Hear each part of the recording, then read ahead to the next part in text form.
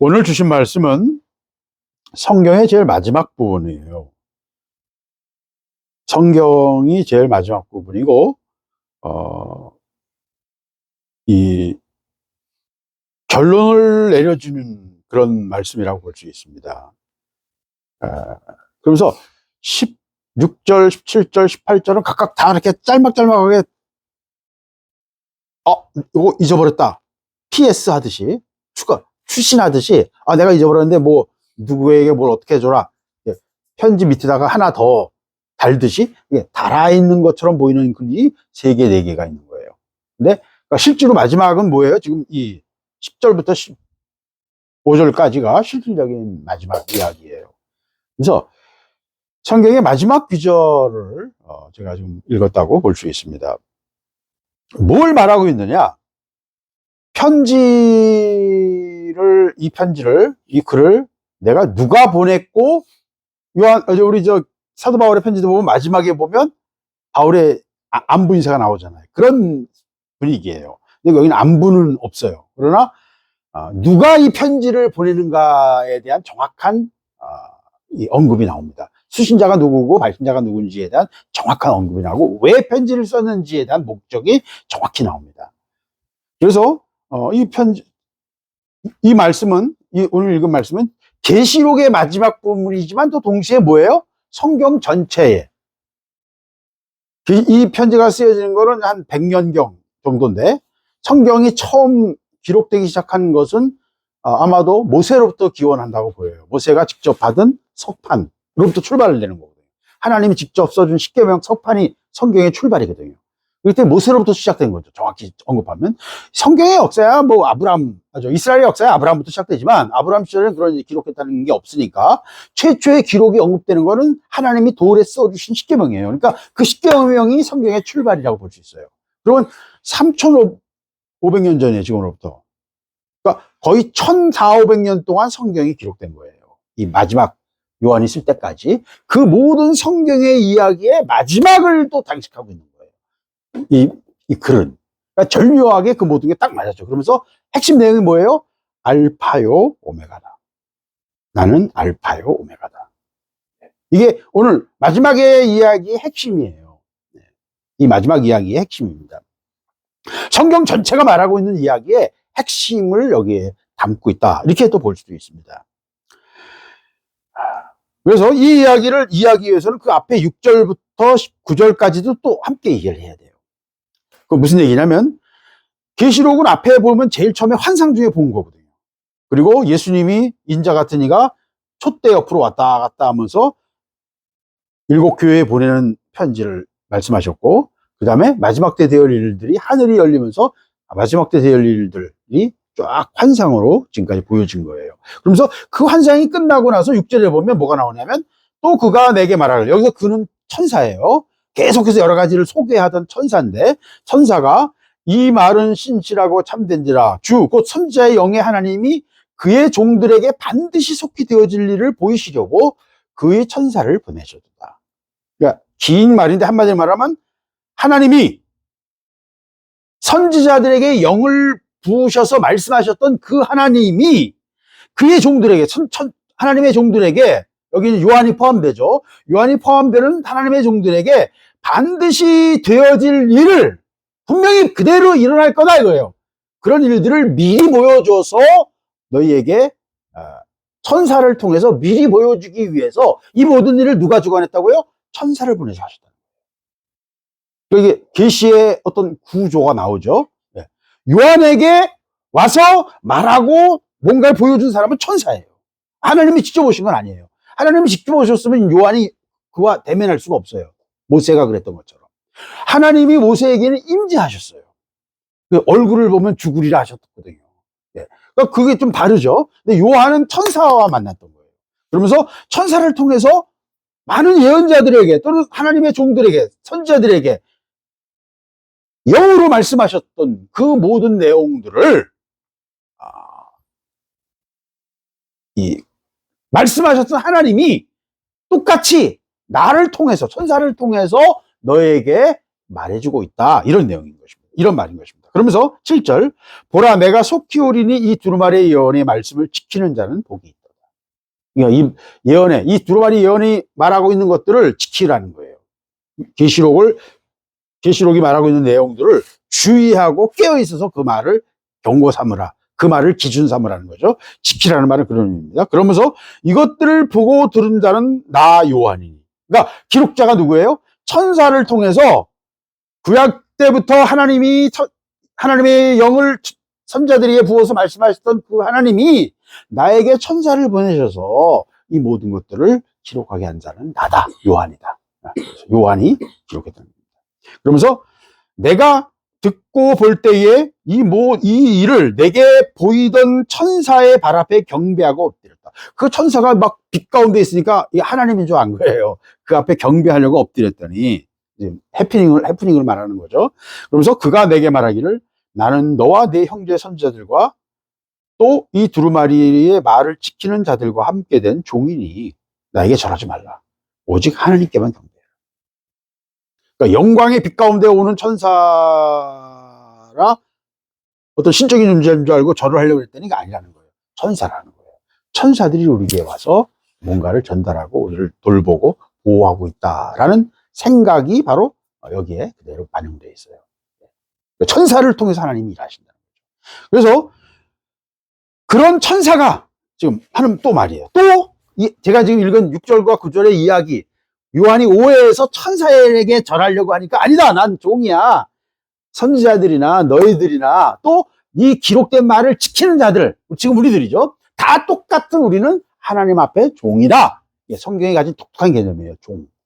둘로스 모두가 다 종이다. 우리가 주인이 아니라는 거예요. 주권이 우리에게 있지 않다는 거예요. 성경이 우리에게 말하고 있는 핵심 메시지는 이거예요. 인간이 주인이 아니다라는 거예요. 그래서 공산주의자들은 성경을 노예의 종교다. 노예 종교다. 이렇게 비평하고. 왜? 인간의 주권을 내려놓으라는 거니까. 그렇죠? 노예의 종교다. 마약이다. 인민의 아편이다. 이렇게 말하는 거죠. 마약은 왜 여기서 마약이라는 말은 왜 그렇게 썼냐? 그 당시에 마약을 뭐를 썼냐면 고통을 잃는 진통제를 썼거든요. 그러니까 인생의 괴로움을 종교를 통해서 잊게 하고 넘어갈 수 있게 해준다. 그런 의미에서 마약이라고 합니다. 근데 그거 정확한 지적이에요. 제가 볼 때는. 왜? 우리는 다 하나님 앞에서는 종이라는 거예요. 성경의 핵심 메시지는 우리는 피조물이고 우리의 주권과 우리의 의지와 우리의 의도대로 행하게 되면 결국 망한다. 왜? 그것은 선할 수가 없다는 거예요. 왜? 우리는 그만한 지혜가 없기 때문에. 시간을 꿰뚫어 볼 능력이 없기 때문에. 내 어떤 선택이 어떤 결과를 줄이는 그걸 꿰뚫어 볼 능력이 없기 때문에 하나님의 뜻을 묻고 하나님의 지혜를 얻고 하나님의 뜻 안에 거하라 하는 것이 성경의 핵심 메시지거든요. 그러니까 이게 성경이 뭘 말하는지를 우리가 큰 그림에서 봐야 돼요. 그래서 그 얘기를 지금 하고 있는 겁니다. 그러면서 10절입니다. 이제 보면 또 내게 말하되 이 두루마리의 예언의 말씀은 임봉하지 말라. 때가 가까우니라. 임봉한다는 말은 감추는 거죠. 덮어버리는 거죠. 두루마리를 봉인을 하면 그 열 수가 없잖아요. 성경책 우리 일기장 여기다 자물쇠를 딱 잠그면 열 수가 없잖아. 그거 똑같은 거예요. 우리 요새는 파일들 암호로 딱 저장하는 경우가 있어요. 암호 어떤 파일을 열어서 들어가도 그걸 누르면 암호를 요구해요. 여기서 아무나 열지 못하도록 암호가 접해 있거든요. 예, 그것 똑같은 거예요. 임봉하다는 말은 암호를 걸었다는 거예요. 근데 임봉하지 말라는 거예요. 암호 걸지 말라는 거예요. 왜? 누구든지 클릭하면 다 볼 수 있게 해주라는 거예요. 왜? 때가 가까웠다. 그래서 요한이 이미 글을 썼을 때 이미 뭐예요? 말세의 시작이에요. 2000년 전이. 네, 말세의 시작이에요. 그리고 그 말세는 뭐예요? 이방인의 때라고 또 바울은 표현합니다. 이방인에게 복음의 문이 열려있던 시대가 있어요. 예. 그 말세라고 실질적인 마지막의 시작이에요. 그리고 마지막이 완전히 우리 눈앞에 드러난 것은 이스라엘의 독립이에요. 예. 그거부터 또 얼마나 걸릴지는 저도 몰라요. 왜? 성경 안에서 계시록이 천년왕국을 얘기하고 있잖아요. 1000년 동안 왕노릇하고 사단은 결박돼 있다가 그리고 1000년 후에는 사단이 또 다시 풀려가지고 또 뭐가 있대요. 짧은 말만 언급하기 때문에 우리가 그 맥락을 정확히 이해할 수는 없어요. 근데 분명한 거는 천년이 또 있어요, 그 다음에는. 예. 주님이 오신 다음에도 그 뒤에도 뭔가 천년이 있다니까요. 여기 주님 오시고 짱 하고 끝나는 게 아니에요. 계시록이 말하는 바는. 근데 이게 그거 어떻게 해석할 거 가지고 막 교단과 역사를 통해서 교파마다 다 다른 소리 하니까 그 뭐 우리가 모르겠으나 그냥 저는 말씀 있는 그대로 그냥 봐요. 그대로 있는 그대로 보면 돼요. 자, 그러면서 핵심은 뭐냐? 이 계시의 말씀은 지금 너희들이 곧 보게 될 거다, 그 얘기예요. 그러니까 너희한테 중요한 문제니까 이거 봉인하지 말라. 다 열어줘라. 누구나 열어서 보라는 거예요. 계시록은 마지막 때 중요한 말씀이에요. 방향을 여기서 얻지 못하면요, 미혹될 수 있고요, 어려움을 당할 수가 있어요. 그러면 뭘 말하고 있느냐? 11절, 불의를 행하는 자는 그대로 불의를 행하고, 더러운 자는 그대로 더럽고, 의로운 자는 그대로 의를 행하고, 거룩한 자는 그대로 거룩하게 하라. 이게 도대체 뭘 얘기하는 걸까요? 사람은요, 자기 본성과 자기가 가진 기질, 자기가 태어난 환경, 국가, 언어, 문화 벗어나지 못합니다. 강아지는 죽었다 깨어나도 강아지에서 벗어나지 못하고요. 인간은요, 다 자기 한계에서 벗어나지 못합니다. 그러면 뭐 믿음이 무슨 의미가 있어요? 그렇죠. 그걸 극복하고 넘어가는 것이 신앙이에요. 그래서 예수 믿으면 사람이 변하고요, 생각이 변해요. 저도 분명히 예수 믿기 전과 예수 믿고 난 다음에 전혀 다른 사람이 됐어요. 생각이 변합니다. 그러나 또 우리의 본성은 그대로 있어요. 이게 굉장히 무서운 얘기예요. 우리의 본성이 한계가 있고, 하여튼 이게 치열한 평생 가는 우리 자아와의 싸움은 계속된다는 거죠. 그러나 또 그것을 극복하고 거룩으로 나아가는 것이 하나님의 부르심이라는 걸 우리에게 명확하게 보여주는 거예요. 거룩한 자는 그대로 거룩하게 하라. 그러니까 거룩한 자가 또 있어요. 이 사람은 또 어떻게 거룩하게 된 거야?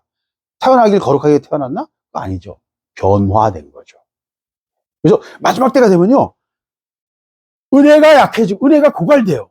물이 마르면 어떻게 돼요?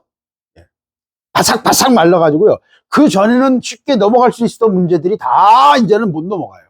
다 본성이 나오고요, 자기 속에 밑바닥이 다 드러납니다. 마지막이 될수록 다 노골적이 돼요. 그 전까지 문화는 모든 걸 감추는 문화였는데 이제는 모든 게 노골적인 문화로 가요. 지금 사회가 그러기로 가고 있어요. 자기 숨은 욕망은 안 감추고요, 자기 본성을 감추지 않아요. 위장하지도 않아요. 왜? 드러내는 시대가 되는 거예요.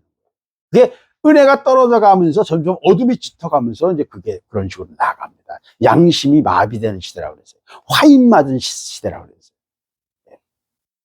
감각이 무뎌지는 시대라고. 그래서 불을 행하는 자는 그대로 불을 행하고, 악을 행하는 자는, 더러운 자는 그대로 더럽고, 자기 본성, 자기 살던 대로 다 사람들이 고집하고 자아에서 못 벗어난다. 그러나 결국은 하나님 앞에서 하루하루 변화된 자들은 점점 의로워진 자는 의를 행하고, 거룩해진 자는 거룩해지고, 점점 거룩을 향해 나간다. 그래서 바울이 계속 말했겠지만, 신앙이 뭐냐? 한마디로 말하면 점점 우리가 하나님의 영광을 향해 나가는, 의로워지는 그거를 성화라고, 영화라고 표현합니다. 영화라는 말은 영광, 하나님의 영광이 합당하게 변화되어 나가는 거고, 성화라는 것은 하나님의 거룩하심에 합당하게 우리가 거룩해져 가는 것을 의미합니다. 그래서 거룩 또는 영광, 뭐 다 우리는 지금 우리 같은 이 시대 사람들에게는 아주 현실적이고 이 직관적인, 논리적인 또 과학을 이해하는 이 시대 사람들에게 다 아리송한 말들이에요. 근데 분명한 건 하나님 보시는 게 있다는 거예요, 분명히. 거룩이 있어요. 영광이 있어요. 하나님이 찾으신 영광이 있다고요. 그 우리는 잘 이해 못하죠. 근데 분명한 거는 이 모든 것에 대한 대가를 주게 된다. 삶은 공짜가 아니에요. 우리가 산 삶은 공짜가 아니고요, 모든 것에 대한 대가가 있다는 거예요. 그러면서 12절, 보라, 내가 속히 오리니. 주님은 다시 오시는 것이. 우리가 지금 기다리고 있는 건 주님이 다시 오시는 것을 기다립니다. 내가 속히 오리니 내가 줄 상이 내게 있어 각 사람에게 그가 행한 대로 갚아주자. 삶을 내가 어떻게 살았는지 그 삶에 의해서 내가 갚겠다. 너희들이 나를 위해서 희생하고 수고한 만큼 또 내가 갚겠다. 여러 가지 의미를 포함하겠죠. 근데 각자 사람은 다 그 11절 말대로 지 본성과 자아를 따라 살아간다는 거예요. 본성을 따라 살아가요. 그게 삶의 반영이 돼요. 자기 기질과 성품과 이것들이 내 생활에 또는 내 외모에 내 생활 습관에 다 그대로 반영이 되는 것입니다. 그래서 자아를 따라 살아가요. 근데 그 모든 것에 대해서 내가 상이 있다. 주님이 다시 오심과 상이 있다는 거, 상급이 있다는 거. 이게 성경이 또 말하고 있는 중요한 핵심 메시지입니다. 그래서 우리는 이 상급에 대해서 무관심할 수도 있고, 관심이 있을 수도 있어요. 네. 하여튼, 주님은 오시면 상을 주겠다고 말씀하셨어요. 네. 제자들에게 직접 말씀하실 때도 상에 대해서 말씀하시고, 그때 지혜로운 자들은 내가 돌아올 때 열심히 하고 있는 사람들을 내가 보게 되면 내가 그들에게 시중을 주겠다. 예수님께서 그러셨어요. 마태복음에 보면 내가 그들에게 띠를 띠고 허리를 두르고 천을 두르고 내가 그들을 시중을 주겠다. 그러셨어요. 그러면서 13절 나는 알파와야 오메가요 처음과 마지막이요 시작과 마침이라. 성경이 말하는 가장 중요한 핵심 정보 중에 하나예요. 무슨 말이냐면 이 세계를 어떻게 이해하는가 하는 것은 세계관인데 세계관은 현재 세계의 어떤 핵심적인 거대한 세계관, 세계 많은 사람들이 믿고 있는 거대한 세계관은 윤회 사상이에요. 반복된다는 거예요. 역사는 끝없는 반복이다. 반복에 대한 사상은 많아요, 굉장히. 동양 사상도 그런 반복 사상이 있고요. 윤회 사상이 있고요. 윤회는 꼭 불교만의 것이 아니에요. 그래서 우주도 빅뱅에 있다가 결국 또 쭈그러들었다가 빅뱅이 있다가 쭈그러들었다가 이렇게 될 거라고 생각하는 사람들이 많아요. 과학자들도. 네. 그래서 순환이다. 우주는 영원히 그대로 있고 순환한다라는 생각이 인간이 가지고 있는 굉장히 깊은 사고, 역사 속에서 깊이 가지고 있던 순회에 대한 이 개념이었어요. 근데 성경은 뭘 말해요? 시작과 끝이 있다는 거예요. 직선사관이에요. 근데 그것이 우리 현재까지는 관측에 의해서는 명확하게 시작과 끝이 있어요. 왜? 빅뱅이라는 것. 우주가 팽창을 하고 있으니까 모든 방향에 대해서 팽창하고 있거든요. 그러니까 공간 자체가 팽창하고 있으니까 팽창이 언젠가 시작했을 거란 말이에요. 그리고 시작할 때는 한 점이란 말이에요. 그게 빅뱅이에요. 그 빅뱅 이론이 처음 나왔을 때 과학자들이 아이 저건 완전히 창세기 일장일절 얘기네. 말이 안 돼. 죽어라고 부정을 했어요. 빅뱅 이론을 또 제일 처음 말한 사람이 누구냐면 르메트르라는 벨기에 신부였어요. 신부 과학자님, 천문학자였어요. 신부인데 과학자예요. 그래서 그 르메트르가 처음 은하가 탈출하는 거, 팽창하는 걸 발견한 허블의 이야기를 기초해서 그렇다면 거꾸로 가면 한 점이네, 빅뱅이다 라고 논리를 세운 거예요. 그게 한 70년간, 지금 100년 전에 만드는 이야기인데 한 70년간 그게 무시됐었어요. 그러다가 너무나 명확한 증거가 이제 완전히 드러나 버리니까 허블이 올라간다면 완전히 명확해지니까 이제는 빅뱅 이론이 전 세계의 기본 이론이 된 거예요. 우주의 기본 이론이 된 거예요. 그러니까 뭐예요? 직선사관인 거예요. 출발, 빵! 하고 출발하면서. 그래서 이제 그거를 또 얼버무리기 위해서 뭘 얘기하냐면 다중우주론을 얘기해요. 여기저기서 빵, 빵, 빵, 빵 우주가 10에 50, 500승만 100회의 우주가 이 세상에 있고, 빵빵빵 터지는데 우리 우주는 우연히 생명이 살 수 있는 우주로 그 수많은 우주 중에 하나가 우리 우주다. 그럼 뭐 말장난이죠. 그죠? 검증도 할 수 없고 그냥 신화예요, 신화. 그게 다중우주론이에요. 그럼 그건 아무 이유 없이 다중우주론을 말하냐? 그건 아니에요. 양자역학을 하다 보면 다중우주의 가능성이 열려요. 그렇게 설명할 수가 있어요. 그래서 다중우주론은 지금 많은 과학자들이 지금 그 다중우주론을 또 신봉하거든요. 왜? 신이 만들었다는 이야기, 빅뱅 이야기는 믿고 싶지 않은 거예요. 왜 이 세상에 생명이 존재하는 거예요? 10의 마이너스 1200승분의 1이거든요. 인간의 생명이 여기 이 우주에 존재할 확률은. 그러니까 너무나 희귀한 일이 우주에서 벌어졌으니까 어떻게 이 우주의 법칙이, 모든 질서가, 상수가 딱 그렇게 맞았냔 말이에요. 그러니까 그거를 부정하고 싶은 게 다중우주론이에요. 그러니까 여러분 의도를 보면 다 금방 읽혀요. 의도를 가지고 모든 것을 설명하고 뭔가를 만드는 거예요. 예. 뜻이 중요한 거예요. 뜻. 성경은 그 의도, 내가 결정한 뜻과 의도가 좋은 결과냐 나쁜 결과냐, 선하냐 악하냐를 질문하는 거예요. 그리고 그것을 판단할 수 있는 능력을 가진 존재는 하나님밖에 없다라는 것이 성경이 말하는 핵심 정보인 거예요. 왜? 인간은 그걸 판단할 능력이 없어요. 그러니까 그거를 지금 우리가 몸소 체험하고 있잖아요. 우리가 좋다고 했던 것들은 다 지금 나쁜 거네 보니까. 샴푸도 인간을 문제 만들고, 왜? 샴푸의 중성세제가 호르몬과 비슷하거든요, 분자가. 그게 몸에 흡수되면 몸에 온갖 호르몬 불순 현상을 만들기 시작합니다. 모든 것이 그래요. 모든 것이 그래요. 플라스틱도 너무너무 좋잖아요. 이걸 옛날에 이거 플라스틱이 아니었으면 지금 나무를 깎아서 만들었을 거란 말이에요. 나무 이상하게 투박한 걸 깎아서 만들고 거기다가 전기로 해서 모터 집어넣어서 했을 거예요. 쇠는 있지만 플라스틱이 없다면. 플라스틱이 너무 편해서 모든 걸 쉽게 만들 수 있으니까 너무 편해서 이제 플라스틱이 지구의 모든 생명을 죽이고 있어요. 바다의 크롤, 미생물들을 죽이고 있어요. 근데 걔네들이 뭘 만들어요? 산소를 만들거든요. 지구를 서서히 죽이고 있어요. 독약이에요. 모든 것은 대가가 있어요. 모든 것에는 대가가 있어요.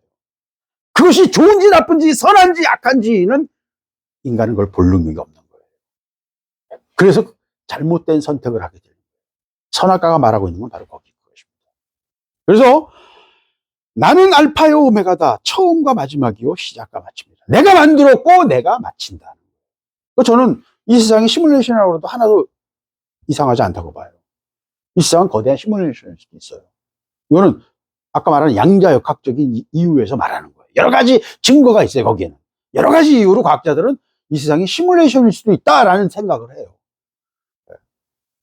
시뮬레이션이면, 시뮬레이션이니까 뭐 실패해도 되고, 그냥 자살해버려도 되고, 인생 막 살아도 된다. 뭐 그렇게 생각할 수도 있어요. 그러니까 시뮬레이션 세계관을 가지게 되면 인생을 막 게임에서 막 함부로 해도 진짜 죽지 않잖아, 내가. 그러니까 시뮬레이션이니까 아무렇게나 살아도 된다라는 생각으로 갈 수도 있다는 거예요. 굉장히 위험한 생각일 수도 있어요. 그러나 그렇다 할지라도 전혀 그것이 이상하지 않다는 거예요. 왜? 시작과, 확실한 시작과 끝이 있다는 거예요. 네. 이것이 성경이 우리에게 주고 있는 굉장히 중요한 이야기입니다. 그러면서 우주를 보면 지금까지 130억 년 유지되어 왔고 또 계속 유지될 것 같은데, 우리의 태양은 한 50억 년쯤 있다가 5, 60억 년 지나면 아마 터질 거예요. 적색 거성이 될 거예요. 그러니까 지구도 다 먹어버려요, 나중에는. 50억 년, 60억 년 지나면. 그러나 언젠가는 이제 결국 사그러 불 꺼져요. 그러나 작은 별들, 적색 외성들이라고 작은 별들은 또 한 1000억 년, 뭐 어떤 건 1조 년까지도 불타요. 작은 별들은 굉장히 조금씩 태우면서 굉장히 오랫동안 불타는 게 있어요. 그러나 1조 년이 지나도 결국 우주는 어떻게 돼요? 서로 계속 팽창하니까 별과 별 사이가 서로 볼 수 없는 사이가 돼요. 모든 게 다 없어져 버려요. 우주가 완전히 멀어져서 이제 더 이상 어떻게 할 수 없는 세상이 되는 거예요. 가장 가까운 데도 갈 수 없는, 전혀 갈 수 없는, 보이지도 않는 세상이 돼버려요. 우주는 완전히 또 희박한 세상으로 팽창해서 없어진다는 거예요. 그러면서 그게 우주의 끝이다. 이렇게 현재로서는 그렇게 이해할 수밖에 없어요. 그걸 뭐 가봐야 아는 거니까. 그래서 거기서 또 이제 그 다음에는 거기 안에서 또 빅뱅이 일어난다. 완전히 팽창해서 희박해지면 거기서 또 빅뱅이 어딘가 또 일어난다. 뭐 이런 새로운 이론을 막 만들어내요. 그건 이제 다 말장난이고, 이제 검증되고 확실한 관측을 통해서 확인한 것까지는 어디선가 터졌다. 그 다음에 모든 것이 다 멀어져서 희박한 세상이 된다. 모든 것이 없어지는 세상이 된다. 그것까지는 이제 확실해요. 성경은 그 이야기를 정확히 하고 있는 거예요. 제가 창세기도 그렇습니다만 여러 번 말하지만 빛이 최초의 피조물이라는 것은 3500년 전 사람들이 감히 상상할 수 없는 굉장히 무서운 직관, 아주 본질을 꿰뚫는 굉장히 핵심 정보예요. 빛이 모든 것의 첫 번째 피조물을 맞아요. 이 세상에 있는 모든 것은 다 물질이라는 것은 느려진 빛이에요. 빛은 에너지고요. 에너지가 느려져서 엉겨 있는 것이 물질이에요.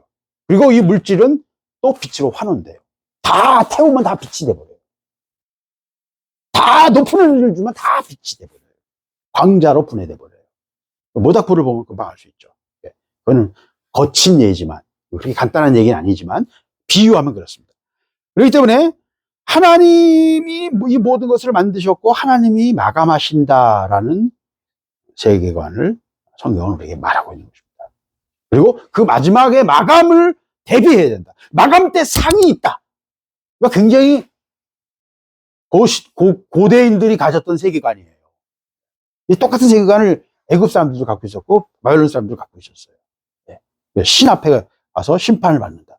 애굽 사람들은 그래서 자기 심장이 깃털보다 무거우면, 심장이 죄가 많으면 이제 심장이 더러워지고 무거워진다고 했어요. 깃털보다 무거우면 지옥에 가고 가벼워야 천국에 간다. 이렇게 생각을 했어요. 네. 하여튼 신 앞에 서게 된다는 거예요. 재판정에 서게 된다는 거예요. 그게 고대인들이 가졌던 생각이에요. 근데 그런 구조를 가지고, 똑같은 구조를 가지고 이 얘기를 말하고 있는 겁니다. 근데 분명한 것은 내가 이 모든 것들을 마감한다. 계시록에 가지고 있는 계시록 속의 핵심 메시지라고 한다면 내가 마감한다. 창세기가 열었다면 계시록은 문을 닫는 얘기예요. 자, 그러면서 14절, 자기 두루마리를 빠는 자는 복이 있나니 이는 그들이 생명나무에 나아가며 문들을 통하여 성에 들어갈 권세를 받으려 합니다. 그래서 그 앞에 11절과 연결되는 거예요. 사람들은 다 자기 본성을 따라, 본성을 못 벗어나고 자기 하던 대로 한다, 산다. 그런데 그 속에서도 자기 옷을 빠는 자, 거룩함을 추구하는 자, 깨끗함을 추구하는 자는 복이 있다. 왜? 그들이 생명나무로 나아갈 길을 얻게 된 것이다. 그러니까 우리 신앙인들은 뭐예요? 계속해서 자기 옷을 빠는 자예요. 그러니까 더 정확히 표현하면 거룩해져 나가는, 자기 삶을 계속해서 하나님 앞으로, 영혼이, 내 영혼과 내 하나님 보시는 우리의 이 삶이 있는 전체가 다 정결해지고 거룩해져 나가는 사람, 성화되어 가는 사람들이라는 거예요. 그게 교회, 에클레시아, 하나님이 부르신 사람들이라는 말이에요. 그래서 그 사람들을 성도라고 부르죠. 거룩한 무리들. 예, 성도라는 개념이 그런 거예요. 그래서 우리는 점점 거룩해져가는, 자기 옷을 날마다 빨아가 행실을 깨끗하게 하는, 정결해져가는, 거룩해져가는 사람들인 거예요. 하나님 그걸 요구하신다는 거예요. 그게 교회의 정체성, 교회가 의미하는 바입니다. 그래서 자기 두루마리를 빠는 자는 복이 있나니, 복이 있으니 이는 그들이 생명나무로 나갈 수 있을 것이다. 이 거룩함으로 변화돼서 자기를 정결케 하는 자에게 뭐가 주어져요? 생명나무의 접근이 허락된다는 거예요. 생명나무란 뭐예요? 영원한 생명을 얻는 거예요. 예. 생명나무. 이런 개념들이 우리에게 다 낯설죠. 이거는 기원은 다 바벨론 신화에 관련이 있습니다. 수메르 바벨론 시절에 최초에 이런 얘기를 했던 사람들은 바벨론 사람들이에요. 그죠? 스메르와 바벨론 지역의 사람들이고요. 하여튼 뭐 거긴 오랜 여러 가지 신화 이야기가 있어요. 근데 중요한 거는 생명나무로 나간다.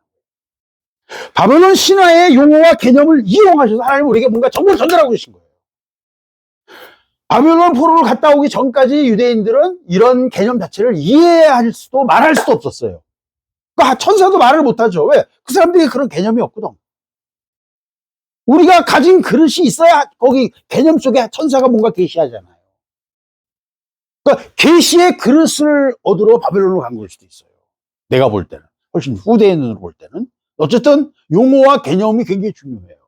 그래서 바벨론 사람들에게 포로로 갔다 온 다음에 유대인들에게 이런 개념이 생기는 거예요. 예. 그런 개념이 생겼어요. 그래서 생명나무로 나아가고 문들을 통하여 성에 들어갈 권세를, 문들을 통해 성에 들어가는 건 무슨 얘기예요? 바로 그 앞에 21장에서 하늘에서 내려오는 거대한 새 예루살렘을 얘기하는 거예요. 계속 말하지만 이쪽 한 변의 크기가 2000km, 2000km, 높이도 2000km. 황금으로 만들어진 거대한 성.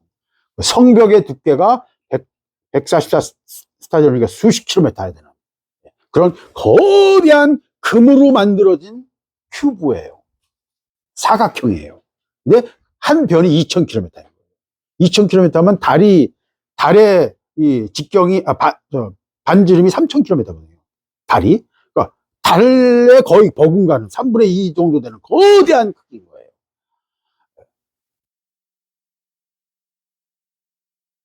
그 새 예루살렘에 들어갈 권세를 하나님께서 주시는데 누구에게 주신다? 자기 두루마기를 빠는 자예요. 두루마기를 빠는 자는 복이 있다. 그러니까 이 말은 어떤 그 관용적인 표현이지만 정확히 말하면 아까 말씀드린 것처럼 자기를 깨끗하게 하는 자, 성화로 나아가는 자. 바울의 표현을 하면 날마다 자기를 부인하고 자기 십자가를 지고 예수를 따르는 자, 자기 자신을 정결하게 하는 자는 복이 있다는 거예요. 옷을 빠는 사람 빨래 잘하라 이 말이 아니잖아요. 자기 영혼, 하나님 앞에 선, 여기서 두루마기는 하나님 앞에 서서 입는 의복을 말해요. 신부가 입는 의복, 신랑이 입는 의복이 있는 것처럼 결혼식에 참석하는 사람은 예복을 입어야 돼요. 아무렇게나 입고 갈 수 없어요. 그래서 우리는 신부로 하나님 앞에 나가는 자들이기 때문에 정결한 옷을 입고 나오라 라는 말입니다. 그래서 두루마기를 빠는 자가 복이 있다. 정결함으로 자기 삶을 깨끗하게 하는 게 중요하다는 거예요. 우리가 뭘 행하느냐도 중요하지만 정말 중요한 건 뭐예요? 두루마기를 빠는 거예요. 자기를 정결케 하는 거예요. 이것이 오늘 계시록이 우리에게 말하고 있는 것입니다. 빠는 자에게 생명나무로 나아갈 권세가 주어진다는 거예요. 문들을 통해 성에 들어갈 수 있는, 새 예루살렘으로 들어갈 수 있는 권세가 주어진다는 거예요. 그러면서 15절은 그 성에 들어가지 못하는 자들을 얘기합니다. 개들과 점술가들과 음행하는 자들과 살인자들과 우상 숭배자들과 거짓말을 좋아하며 지어내는 자는 다 성 밖에 있습니다. 아까 말한 것처럼 이 사람들은 하나님 앞에서 자기 본성을 따라 살거든요. 이 사람들은 다. 그러니까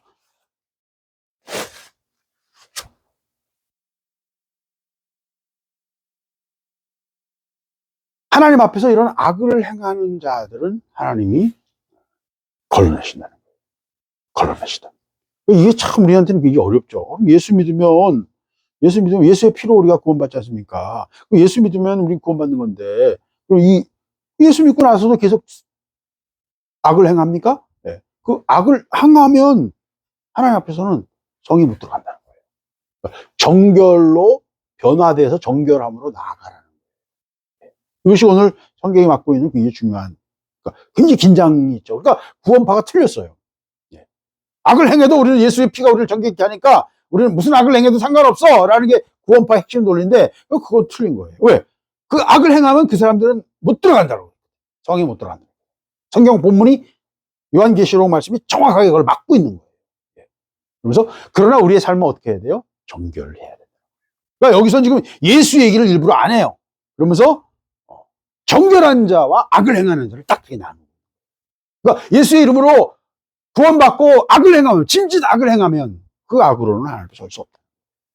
이게 명확하게 말씀을 하고 있는 거죠. 그러면서 16절, 나 예수는 교회들을 위하여 내 사자를 보내어 이것들을 너에게 증언하게 하였노라. 그러니까 이 모든 편지, 계시록에 나타나는 모든 이야기가 뭐예요? 누가 쓰고 있어요? 예수께서 사자를 보내서 천사를 보내가지고 너희에게 증언하게 했다. 천사를 통해서도 누구에게 증언해요? 요한을 통해서. 요한이 편지를 쓰므로 증언하게 합니다. 그러니까 여러 단계를 거치는 거죠. 예수님이 천사에게, 천사는 요한에게, 요한은 편지를 써서 또 여러 교회에게. 하나님의 일은 바로 딱 한 다이렉트리를 하시지 않으세요. 거기에 여러 가지 문제가 있어요. 그렇기 때문에 여러 단계를 거치십니다. 네. 이것도 우리가 굉장히 눈여겨봐야 될 부분이에요. 왜? 우리가 하나님 일을 하면서 이런 부분이 많이 걸릴 때가 많거든요. 네.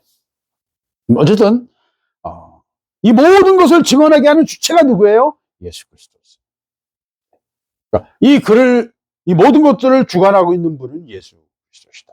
그리고 예수께서 우리의 죄를 위해 십자가에 죽으시고 그 피로, 피값으로 우리를 구원하셨고, 그건 뭐 요한계시록 앞부분에서부터 계속 나오죠. 하나님의 어린 양, 뭐 그의 피에 대해서 계속 다 말하고 있는 겁니다. 그래서 이 모든 것들을 통해서 내가 천사들을 통해서 요한을 통해서 너희에게 이것들을 증언하게 한다 하는 이 증언이 뭐예요? 지금 우리가 보고 있는 기록된 말씀, 성경 말씀입니다. 그래서 마지막 증언이 계시록이고 최초의 증언이 창세기인 거예요. 그 창세기는 요한이 아니고 또 다른 누구죠. 출발은 모세였고 아마 모세로부터 또 많은 시대, 여러 시대를 거쳤을 거라고 봐요. 왜? 거기 창세기에 기록했을 때 그 안에 그 역사가 그걸 말해주고 있거든요. 그래서 훨씬 더 그 창세기의 역사는 요셉 때까지인데 요셉은 모세보다 더도 500년 전, 5, 600년 앞선 사람이거든요. 그러니까 그 모든 역사를 모세가 다 정리해서 기록했겠죠. 어쨌든 그 모든 이야기들, 모세로부터 시작해서 그 모든 이야기들이 다 기록돼 가지고 그것들을 내가 너희에게 증언하고 있다. 계시록을 그렇게 하셨던 것처럼 또 하나님의 종들을 시대마다 부르셔서 보내고 그들이 하나님 말씀을 선포하게 하고 한 역사의 기록이 기록된 말씀입니다. 그래서 이 모든 것은 내가 너희에게 증언하게 하기 위해서 내가 내 사자들을 통해서 보내서 내가 한 말이다 라고 규정 지어 주시는 거예요. 성경이 왜 성경인가를 우리 본문을 통해서 명확하게 알려주겠습니다. 그러면서 19절에 보면 이런 말씀이 있어요. 18절 이 두루마리의 예언의 말씀을 들으면 모든 사람에게 증언하노니 만일 누구든지 이것에게 외에 더하면 하나님이 이 두루마리에 기록된 재앙을 그에게 더할 것이요 만일 누구든지 이 두루마리의 예언의 말씀을 제하여 버리면 하나님이 이 두루마리에 기록된 생명나무와 및 거룩한 성에 참여함을 제하여 버릴 것이다.